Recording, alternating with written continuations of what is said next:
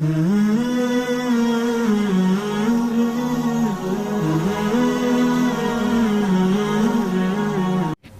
خان صاحب مالاکنڈ سے پوچھتے ہیں، فحش فلموں سے نجات کیسے حاصل کی جائے؟ ہم بار بار توبہ کرتے ہیں لیکن پھر بھی نجات نہیں ملتی، جبکہ نماز بھی پابندی سے پڑھتے ہیں۔ طریقہ کار بتا دیجیے، اس کا کیا حل ہے؟ اگر یہ صاحب جنہوں نے سوال پوچھا کنوارے ہیں تو ان پر لازم ہے کہ یہ نکاح کریں۔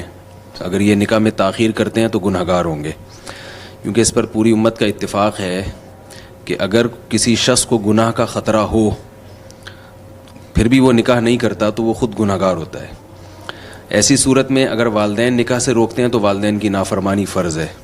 والدین کی اطاعت ایسی صورت میں جائز نہیں ہے۔ یہ میں اس لیے بتا رہا ہوں کہ آج کل یہ فتنہ بہت پھیل گیا ہے فحش فلموں کا، اور اس میں کنوارے بھی بہت بڑی تعداد میں، زیادہ تر کنوارے مبتلا ہوتے ہیں اس میں۔ تو یہ سوچنا چاہیے کہ اگر آپ نے ابھی نکاح نہیں کیا اور اس میں تاخیر کی تو بعض دفعہ یہ گناہ اتنی جڑ پکڑ لیتا ہے کہ یہ پھر نکاح کے بعد بھی نہیں چھوٹتا ہے، یہ نکاح کے بعد بھی پھر یہ کام برائیوں میں مبتلا ہوتی ہے، یہ لت پڑ جاتی ہے۔ تو لت پڑنے سے پہلے سچی توبہ کرے انسان اور نکاح میں کسی کی بھی نہ سنے، اس میں یہ بہت حساس مسئلہ ہے۔ دوسری بات یہ کہ اگر یعنی اس کے علاوہ جو اور کیا ہے، بعض شادی شدہ لوگ اس میں مبتلا ہیں، تو گناہ کا جو اصل طریقہ ہے نا، یعنی ایسے گناہ جو آپ کی جس کی جسم کو لت پڑ جاتی ہے، اس کا اصل تو یہ ہے کہ کسی باقاعدہ شیخ سے اصلاحی تعلق قائم کیا جائے، کسی بزرگ سے، اور ان کو اپنی پوری صورتحال ان کو بتائی جائے، کیونکہ کوئی بھی دوا جیسے میڈیکل سائنس میں ایسی نہیں جو ہر آدمی کے لیے ایک ہی دوا ہو۔ جی، ڈاکٹر یہ چیک کرتا ہے اس کے لیے کون سی دوا ہے، اس کے لیے کون سی دوا، تو ہر آدمی کے مرض کی نوعیت مختلف ہوتی ہے۔ کسی شیخ سے اصلاحی تعلق ہوگا تو وہ بتائیں گے کہ بھائی آپ کا یہ گناہ ایسے چھوٹ سکتا ہے، آپ یہ کریں، اور وہ پھر اپنے شیخ کو بتاتا رہے کہ اب میں نے آپ کی ہدایت پر عمل کیا تو چھوٹ رہا ہے کہ نہیں چھوٹ رہا، وہ طریقہ کار پھر بدل دیں گے۔ اصول تو یہ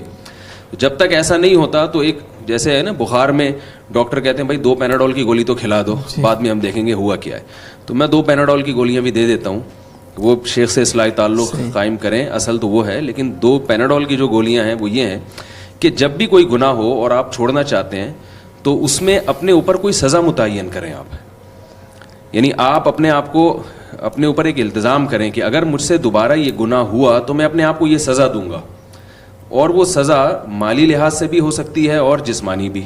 جسمانی سزا میں سب سے بہترین سزا ہے روزہ۔ تو جو لوگ ان چیزوں کے عادی ہیں وہ اس بات کا التزام کریں کہ ہم نے اگر دوبارہ یہ فحش فلمیں دیکھی تو میں توبہ تو کرنی ہے اللہ سے گڑ گڑا، ساتھ میں اپنے اوپر میں التزام کرتا ہوں کہ میں اتنے روزے رکھوں گا بطور سزا کے۔ کتنے روزے ہیں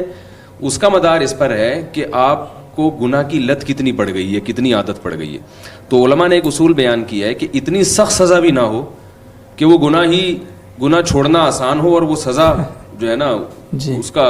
اپنے اوپر نافذ کرنا وہ اور مشکل ہو جائے۔ تو اتنا اگر حوصلہ ہوتا تو گناہ ہی نہ چھوڑ دیتا پھر ایسا آدمی۔ تو سزا بہت سخت بھی نہیں ہونی چاہیے کہ وہ سزا اپنے اوپر نافذ کرنا ہی آپ کے لیے بہت مشکل بن گیا، اور سزا اتنی ہلکی بھی نہیں ہونی چاہیے کہ آپ کو کوئی سزا ہی نہ ہو، یعنی اس کو آپ سزا کا احساس ہی نکل جائے آدمی کا، یار یہ 5 روپے صدقہ کر دوں گا تو کوئی بات نہیں، روزانہ 5 روپے صدقہ کرتے رہو اور یہ دیکھتے رہو۔ تو سزا ایسی ہونی چاہیے، وہ ہر آدمی کے حالات مختلف ہوں گے، تو آپ اپنے حالات کو خود سوچ کے اللہ سے توبہ بھی کریں، اور پھر یہ بھی کہیں کہ اگر دوبارہ مجھ سے گناہ ہوا تو میں اتنے روزے رکھوں گا اور کچھ اتنے پیسے میں صدقہ کروں گا، تاکہ تھوڑی سی نفس کی دھنائی ہو۔ جب نفس کو چانٹے پڑیں گے، تھپڑ پڑیں گے تو انشاءاللہ اس کو تھوڑی سی عقل آئے گی۔ یہ ویسے یہ اصلاحی تعلق نکاح کے بعد کا مشورہ ہے نا، آپ ہی کا بیان ہے؟ نہیں، نکاح سے پہلے اصلاحی تعلق قائم کریں، مگر شادی کرنے سے پہلے شیخ سے مشورہ نہ کریں۔ شادی کر کے بولیں شادی تو میں کروں گا، کیونکہ بعض دفعہ ایسا ہوتا ہے کہ بعض مشائخ نکاح سے روک دیتے ہیں کہ بھئی آپ ابھی سلوک کے منازل طے کریں۔ تو نکاح تو شریعت کا حکم ہے، وہ تو کسی شیخ سے نہیں پوچھنا آپ نے، وہ تو کرنا ہے۔ باقی یہ منازل طے کرنے کے لیے پھر شیخ صاحب انشاءاللہ آپ کو بتائیں گے۔ جی بہت شکریہ صاحب۔ الہی تیری خاطر ہو،